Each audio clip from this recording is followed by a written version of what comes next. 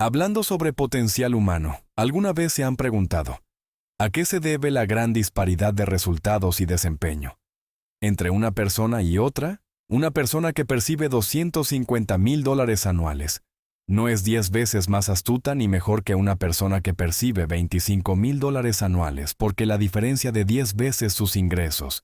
Y si consideramos a una persona que recibe $2,5 millones al año, será esa persona 100 veces mejor, más astuta que la persona que gana 250,000. Imposible. En un estudio reciente de coeficiente intelectual, probaron a 1,000 personas de una cierta población y llegaron a la conclusión de que la mejor persona entre los 1,000 solo era 2,5 veces más astuta que la persona de menor coeficiente intelectual. Solo 2,5 veces la disparidad, y tal vez eso sea con toda la población. ¿A qué se supone que se debe la diferencia al hablar del potencial humano? Llegamos a una fórmula que deduje hace algunos años. Tal vez eso lo explique un poco. La ecuación comienza con lo que llamamos ahí, o sea, atributos innatos, las cualidades, la inteligencia, la habilidad del temperamento, aspectos con los que se nace que no pueden modificarse mucho. Además de los atributos adquiridos, estos atributos son muy importantes, son su formación, su entrenamiento, sus competencias o experiencia, conocimientos, sabiduría, etc. Multiplicado por A, que su actitud es igual al potencial humano individual, o al rendimiento humano individual, o resultados individuales humanos.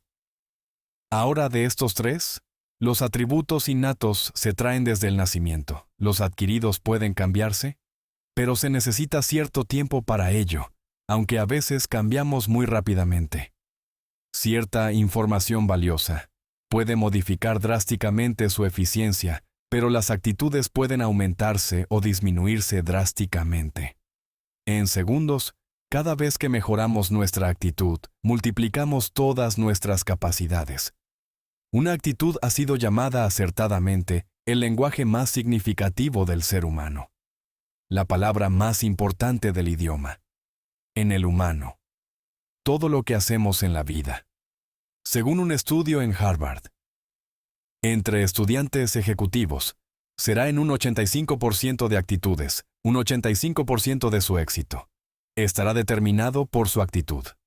Eso significa que está determinado por cuán positivo o cuánta actitud mental positiva se obtenga. Las personas con actitudes mentales positivas tienden a avanzar más rápidamente. Se mueven hacia la cima en organizaciones valiosas. Ganan más dinero, sacan más satisfacción de la vida. Una actitud mental positiva no significa que baile por las calles y arroje flores, solo significa que tome una actitud constructiva en general, o se acerque a su trabajo, su vida, sus problemas, relaciones, etc.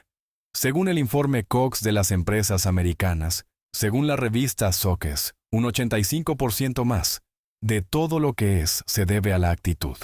Y la pregunta es, ¿de dónde provienen las actitudes? Las actitudes provienen de las expectativas. Muy simple, ya hablamos de eso. Y una forma muy poderosa de mejorar su actitud instantáneamente. Es decir, aunque no lo crea, pienso que algo maravilloso va a ocurrirme hoy. Como dijimos antes, nuestras expectativas sobre los desenlaces determinan nuestra actitud.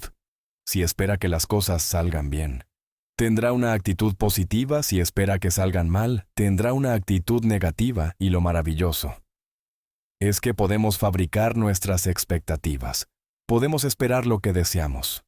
Podemos esperar cosas buenas, cosas malas, y no nos decepcionaremos de. ¿Dónde surgen nuestras expectativas? Nuestras expectativas surgen de nuestras creencias y de nuestros valores. Son el núcleo de los factores motivacionales de nuestra personalidad, nuestras creencias. Y esto nos conduce a un entendimiento del potencial humano. Significa básicamente que nuestra actitud es una expresión externa de lo que está ocurriendo internamente. Y esto es coherente con las leyes mentales con respecto a las creencias. Cada uno de nosotros posee muchas convicciones en el fondo, que los psicólogos denominan los conceptos propios. El autoconcepto o su descubrimiento es considerado por muchos como el logro único y más importante para comprender el rendimiento humano en el siglo XX. Estoy de acuerdo. El autoconcepto es como si queremos emplear una analogía militar. El centro de mando, o si deseamos usar una analogía técnica, es el programa central de su computadora básica. Es un conjunto de creencias, valores, actitudes, sentimientos, ideas, etcétera, almacenadas en el fondo de nosotros, y son el resultado de casi todas las experiencias que hemos tenido en la vida.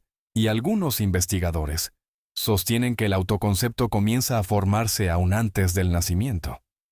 Pero el autoconcepto, una vez establecido, precede, predice y determina sus niveles de eficiencia y rendimiento en todas las áreas de nuestra vida. El autoconcepto se convierte en el centro de mando, o el programa, el autoconcepto de este grupo de creencias. Determina lo que dirá, lo que hará, cómo actuará, cómo se siente y reacciona, etc. ¿Qué significa esto? Significa que todas las mejoras en su vida externa, todos los cambios en su realidad comienzan con un cambio en su autoconcepto. Les voy a explicar lo que implica. Esta es una gráfica muy simple. Hablamos de potencial humano y afirmamos que la persona promedio usa un 10% o menos de su capacidad, según investigaciones. Tal vez sea mucho menor. El Instituto Stanford Brain en Santa Clara, California estima que quizás se aproxime a un 2%. Seremos generosos y diremos que la persona promedio usa un 10%. Significa que en los mejores casos, la mayoría, como usted escuchó, no usamos un 90% de nuestro potencial.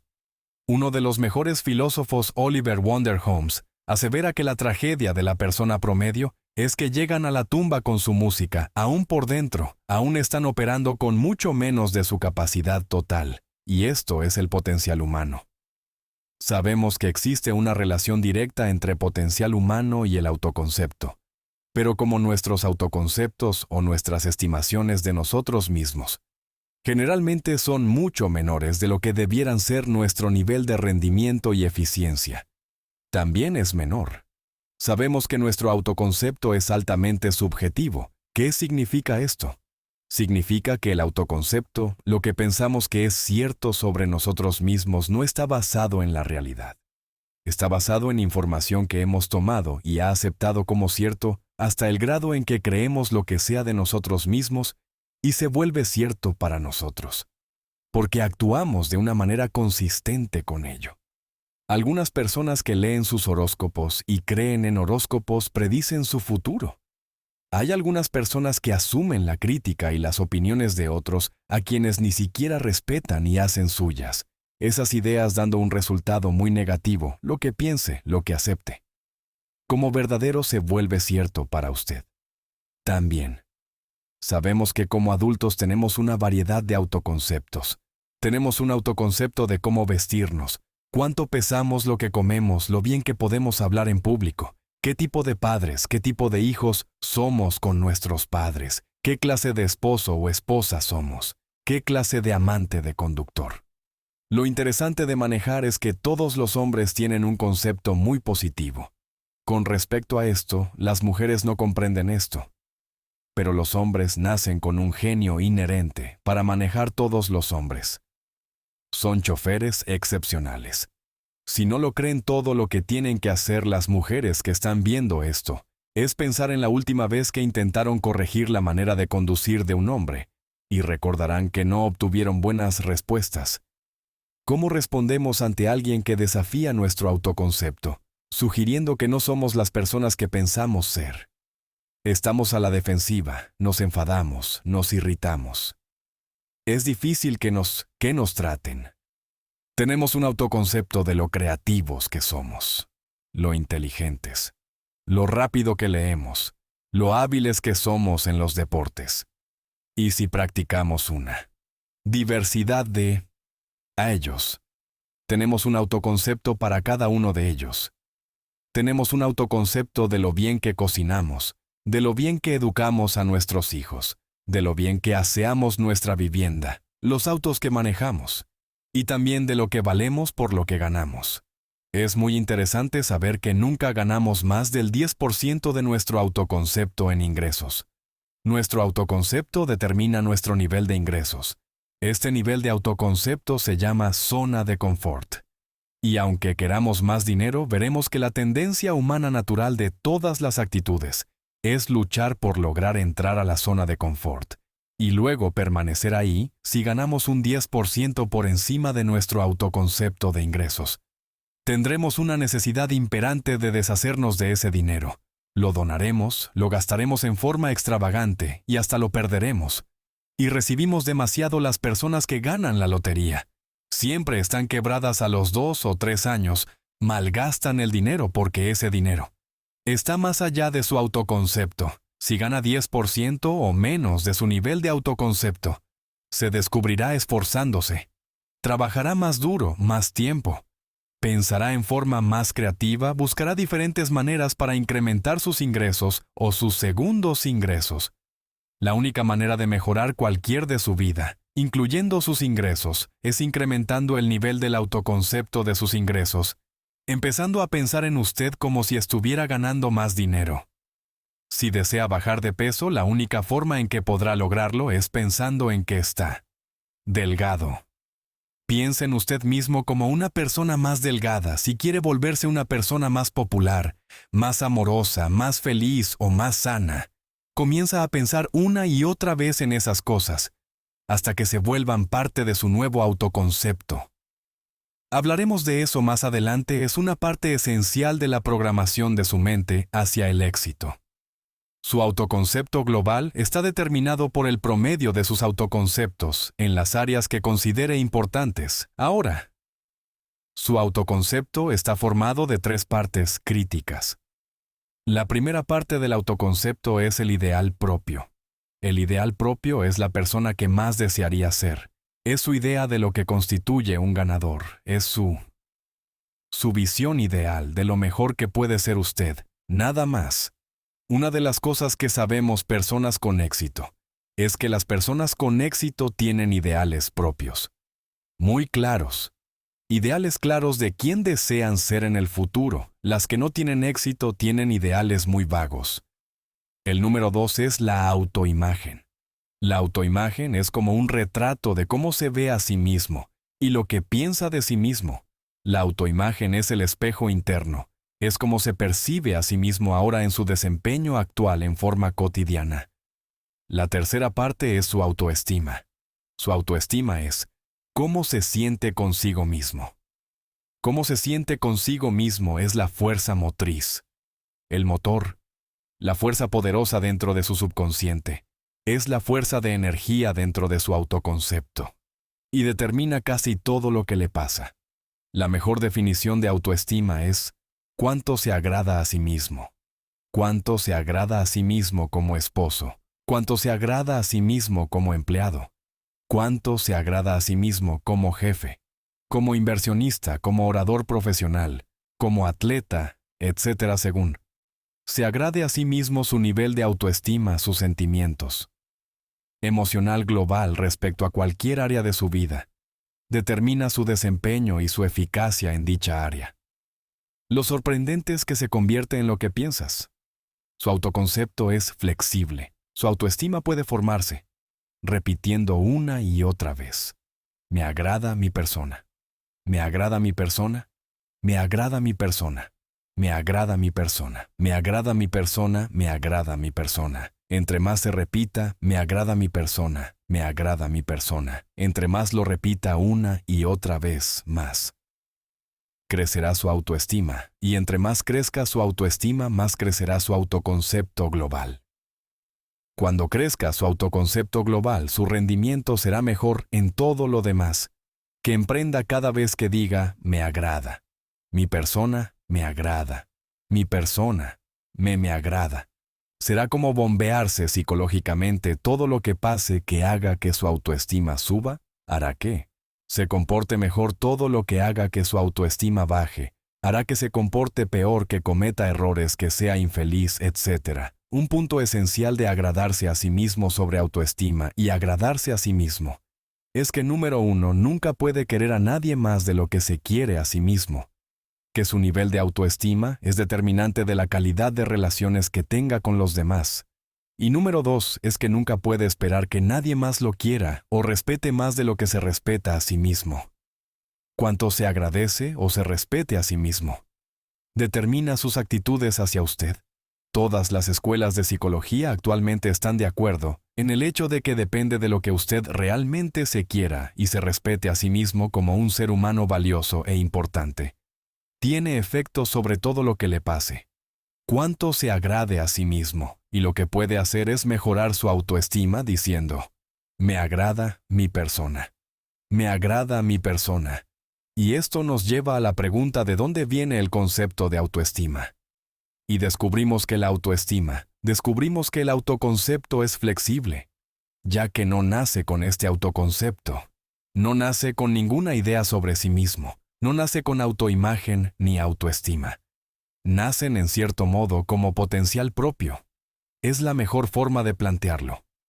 La persona promedio llega al mundo como potencial puro, y no tiene el autoconcepto de que todo lo que es ahora, todo sentimiento que tiene, toda actitud o valor, tuvo que aprenderlo en el transcurso de su vida.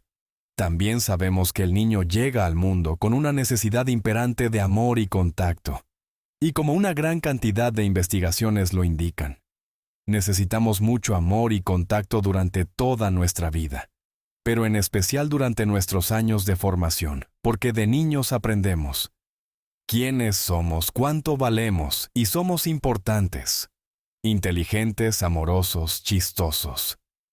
Todo esto lo aprendemos por la forma en que nuestros padres nos tratan. Si nuestros padres, nuestros parientes, tíos o tías, en especial nuestros padres, nos tratan como si fuéramos realmente importantes. Crecemos pensando que somos realmente importantes. Pero si nuestros padres como lo hacen, pasa algo más. Sabemos que los primeros años de vida son los más importantes para el desarrollo del autoconcepto, que un niño comienza a partir de cero. El niño nace sin saber quién es él, o ella son sumamente valiosos.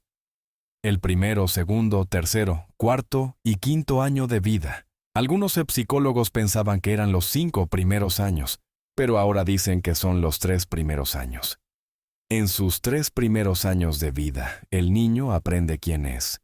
Y dicen que si se les da suficiente cantidad y buena calidad de amor en los 3 a 5 primeros años, los prepara usted de por vida. Los coloca en una base sólida de autoestima y confianza en sí mismos. Valora importancia. Realmente existe una relación directa entre la calidad y la cantidad de amor y el desarrollo de una personalidad sana. Entre más amor. Amor incondicional. Reciba un niño en sus años formativos, más fuerte será la base de su personalidad. El reverso de la educación es que casi todos los problemas de neurosis, perturbaciones de la personalidad y problemas de comportamiento surgen de los problemas que se tengan con el autoconcepto. Ahora observemos a los adultos. Aquí está nuestra personalidad adulta. Si nos observamos, podemos llegar a reparar nuestras bases. Por así decirlo, repitiéndonos una y otra vez, me agrada mi persona, y llevamos ese concreto reparador hacia la base de nuestra personalidad. Los niños necesitan el amor, como las rosas necesitan la lluvia. Los niños que carecen de amor, a menudo mueren por escasez de amor.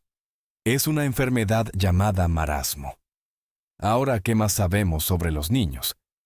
Sabemos que los niños llegan al mundo con 2 atributos notables. El primero es que no sienten temor. Los niños nacen sin temores, no temen a nada, excepto a caerse y a los ruidos fuertes. Y esto se expresa en sus actitudes. Los niños llegan al mundo pensando que pueden hacer cualquier cosa. Y quien haya criado a un niño hasta la edad de 3, 4 o 5 años, sabe que debe pasar esos primeros años evitando que se lastimen porque son como pilotos japoneses porque no temen a nada. Su segundo atributo es que llegan al mundo completamente espontáneos, expresan lo que desean, hacen lo que quieren. Son completamente desinhibidos, completamente. Ellos no temen llevar a cabo ninguna de sus intenciones. Y esto se manifiesta en su actitud. No deseo, no tengo que hacerlo. Si ha intentado controlar a un niño, lo habrá notado. Lo primero que expresan cuando comienza a darles órdenes, lo primero que aprenden es, no quiero. Claro, a veces cambiamos sus mentes de una u otra forma, Pero estos son los dos atributos con los que los niños llegan al mundo. Llegan al mundo sin miedos y desinhibidos. ¿Qué significa esto? Implica que nuestro derecho innato natural es no ser temerosos y ser desinhibidos, y solo cuando podemos recrear la misma situación en nuestra vida adulta, cuando no tememos y somos desinhibidos, nos sentimos a gusto con nosotros mismos. Las mejores organizaciones, las mejores compañías son las que fomentan un ambiente donde nos sentimos sin miedos y sin reservas para ser auténticos y para dar lo mejor de nosotros al crecer. Descubrimos que los niños aprenden de dos maneras. La primera es por imitación.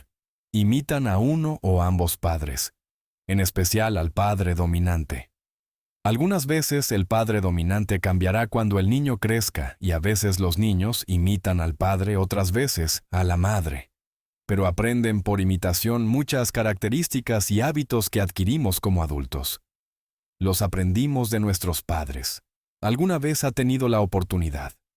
¿Ha tenido la ocasión de gritarle o reñirle a uno de sus hijos? Verá que le dice las mismas cosas que le dijo su padre a usted cuando era niño. Así que imitamos a veces, imitamos su caminar. A veces su forma de hablar, a veces imitamos sus valores, sus creencias, etcétera, aunque esos valores y esas creencias no tengan ningún valor porque nuestros padres eran. Así cuando nosotros éramos jóvenes, la segunda forma en que aprendemos es pasando de la incomodidad, lo que no se siente bien, hacia la comodidad. Freud llamó a esto el principio del placer. Es decir, que nos movemos hacia aquello que nos hace sentir cómodos, lo que nos da placer, lo que nos hace sentir bien con nosotros mismos. Nos movemos de la incomodidad hacia la comodidad. Así es como aprendemos a no mojar el pañal. Por ejemplo, sabemos que no es agradable caminar con popó pipí en nuestros pañales.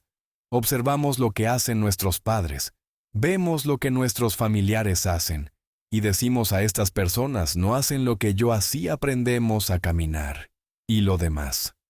Así que de la incomodidad hacia la comodidad durante toda nuestra vida. Por cierto, así es como adquirimos conocimientos.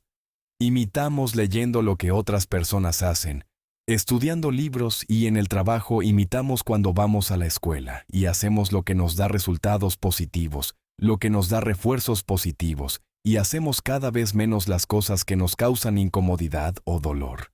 Ahora muy temprano en la vida, como equivocación o como resultado de una equivocación que los padres cometen en la crianza. Los niños comienzan a aprender hábitos y patrones negativos. Los patrones y hábitos negativos tienen sus raíces, principalmente en la crítica destructiva. La crítica destructiva comienza muy temprano en la vida, a veces en los primeros meses, y la crítica destructiva la usan los padres para dirigir y controlar a sus hijos.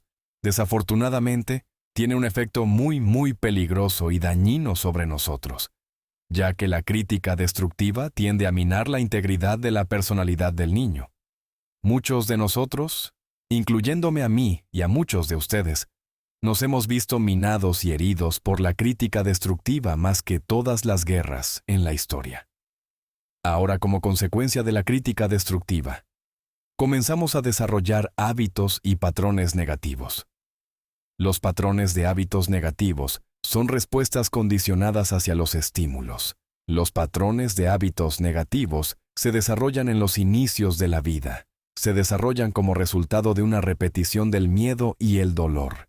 Una y otra vez se desarrollan como resultado de la crítica destructiva, el castigo físico, etc. En los inicios de la vida, comenzamos a desarrollar dos manifestaciones que nos persiguen durante toda nuestra existencia. Vida. Y más que ninguna otra cosa frenan nuestro potencial. La primera es la llamada patrón de hábito negativo inhibido. El patrón de hábito negativo inhibido se aprende cuando al niño le dicen, repetidamente no, aléjate de ahí, no toques eso. Y se le sanciona cuando el niño intenta algo nuevo, o se involucra con algo, o huele algo, o derrama algo, o rompe algo por accidente. El padre está allá y se enfada mucho. Como ven, el niño está impulsado por la curiosidad insaciable de explorar su entorno. Y lo que pasa es que cuando lo explora o se interesa, y echa a perder algo si el padre reacciona golpeando al niño. Comienza a pensar cada vez que intento algo nuevo, cada vez que intento algo diferente. Cada vez que voy más allá de mis límites, cada vez que me salgo de mi zona de confort, cada vez que no juego, sanamente me golpean, me castigan, me lastiman, me envían a mi cuarto y me siento mal. Y muy pronto el niño desarrolla el sentimiento de no puedo, no puedo, no puedo. Cada vez que trato algo diferente me sancionan. No puedo, no puedo, no puedo. Es como la respuesta de Pavlov. Pavlov sonaba la campana y le daba de comer a un perro, y el perro salivaba. Y Pavlov alimentaba al perro. Mientras sonaba la campana, el perro salivaba, y siguió haciendo eso. Y después, Pavlov solo sonaba la campana y el perro salivaba, lo que pasa en la vida adulta. Es que esto crea lo que llamamos miedo al fracaso. El miedo al fracaso es una respuesta condicionada a un proceso de crítica destructiva, que ocurre en los primeros 5 o 6 años de la vida. El miedo, este caso, automáticamente no se activa. Nos sentimos ansiosos, tensos, intranquilos. Sentimos presiones y estrés en nuestro plexo solar. Sentimos ganas de retirarnos del evento, y el miedo al fracaso es la razón principal por los fracasos en la vida adulta. Es la razón principal por la que evitamos cumplir plenamente nuestro potencial. De hecho, todos los patrones de hábitos negativos se experimentan en el cuerpo físico.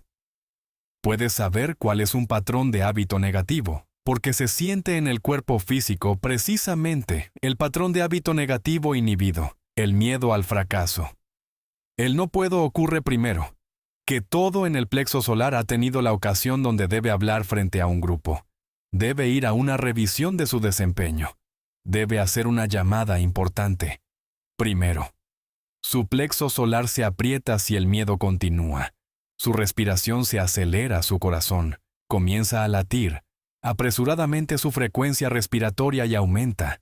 Y le duele la cabeza como migraña en la parte frontal, su garganta. Se le cierra, y no puede hablar, y se le seca la boca por completo. Y como se pone eso, y asustado, va corriendo al baño. Estas son todas las manifestaciones. No hay peligro físico, pero sí peligroso, psicológico, una respuesta condicionada. Cuando sentimos estas cosas, la tendencia es retirarse de la situación que las ocasiona, y es la razón por la que no logramos muchos, y retrocedemos. Es muy importante el segundo patrón de hábitos negativos. Es el compulsivo. El patrón de hábito negativo. Compulsivo se aprende. Cuando a los niños se les dice una y otra vez, más vale que lo hagas. Si no lo haces tendrás problemas, o me las pagarás a los niños. Se les convierte en recipientes del amor condicionado. Los padres no intentan hacer esto, pero lo que hacen es sugerirle al niño: no te amo. Por lo tanto, no estás a salvo. A menos y hasta que hagas lo que yo quiero, el niño crece, sintiendo: tengo que hacer lo que quiera. Mi mamá debo complacer, la debo complacer a papá, debo complacer a los demás, debo complacer a mis parientes, y a veces debo complacer a mis semejantes. Debo complacer a mis maestros. Debo complacer a todo el mundo y crecen con esto. Debo. No puedo hacer lo que quiero hacer. Debo hacer lo que complace a las demás personas. Este patrón de hábito negativo muy temprano en la vida se traduce en el miedo al rechazo. El miedo al rechazo lo experimentan los hombres como adultos, como un comportamiento tipo A. Hablaremos del comportamiento tipo A posteriormente. El comportamiento tipo A es una necesidad compulsiva o excesivamente compulsiva de complacer de algún modo a alguien sin normas de comportamiento. Prácticamente sin pensarlo, el miedo al rechazo nos impulsa. Nos hace muy sensibles a las demandas de los demás. Llevamos a cabo cosas que otras personas desean. No hacemos lo que nosotros queremos. Siempre estamos tratando de complacer a los demás. Tenemos preocupaciones o nos importan las opiniones, sentimientos y actitudes de otros. Hasta el punto donde ignoramos nuestras propias necesidades. El temor al rechazo se percibe en la columna vertebral, Se divide el cuerpo a la mitad y se percibe hacia abajo, en la mitad posterior del cuerpo. En primer lugar, donde empieza a sentirse el temor al rechazo es, generalmente en los hombros y el cuello. Nos sentimos entumecidos, rígidos, tensos. Cuando tenemos mucho que hacer, experimentamos un estrés tremendo en la columna. Los músculos se estiran en la parte posterior. A veces se manifestará como flebitis y varices, y a menudo nos provocarán dolores de cabeza en la parte posterior de esta, porque las arterias carótidas que llevan la sangre hasta la cabeza, los músculos a su alrededor se contraen, y la cantidad de sangre que fluye hacia la cabeza fluye más lentamente, y se siente un terrible dolor de cabeza en la parte posterior. Estos dos temores, los patrones de hábitos negativos, compulsivos. El compulsivo y el inhibitorio son grandes destructores de la personalidad que nos persiguen durante toda la vida. Y lo increíble de todo esto es que como son patrones de hábitos adquiridos, podemos olvidarlos. Podemos eliminar el temor al fracaso que nos detiene. Podemos acabar con el miedo al rechazo que hace que hagamos cosas que complacen a los demás, en lugar de complacernos a nosotros mismos, trabajando en nuestra propia autoestima.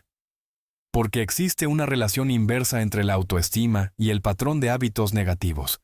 Porque entre más se agrade a sí mismo, menos teme al fracaso, entre más se agrade a sí mismo. Menos teme al rechazo, entre más se agrade a sí mismo, menos temerá a cualquier cosa. Y si continúa repitiendo, me agrada mi persona una y otra vez.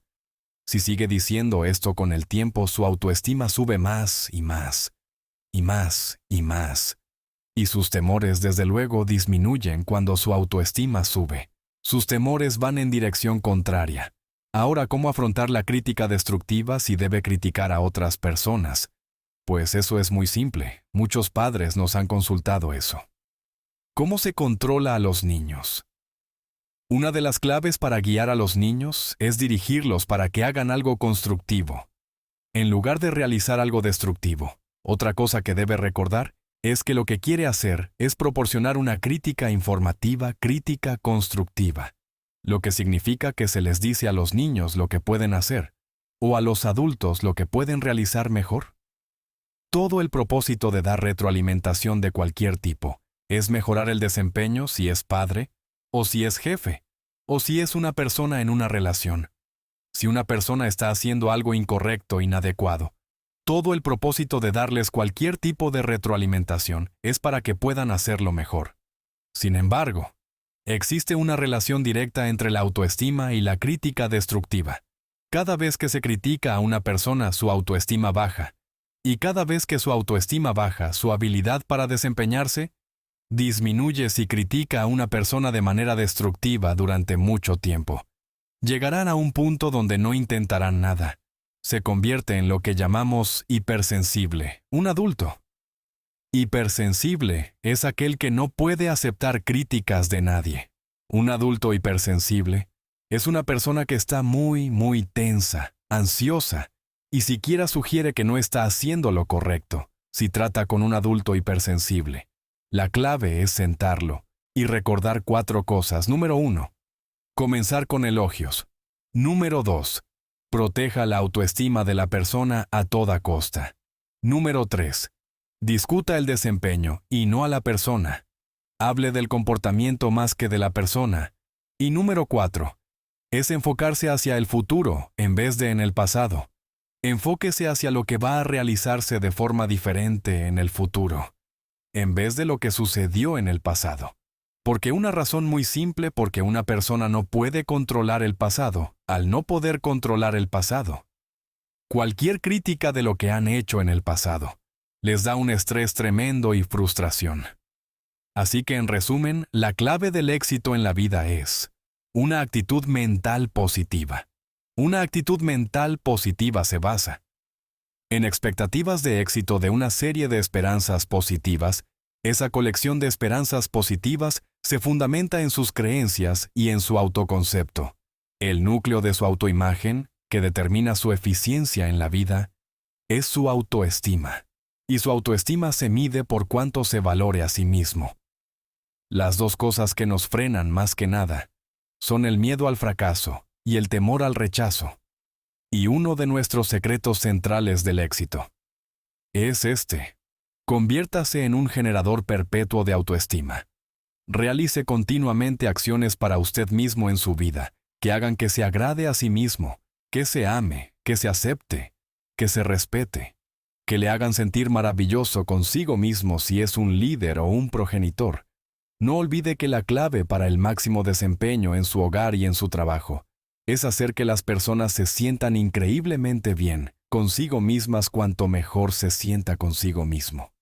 Y más se agrade más, probable será que logre que las personas a su alrededor lo quieran, lo acepten, lo respeten, se respeten.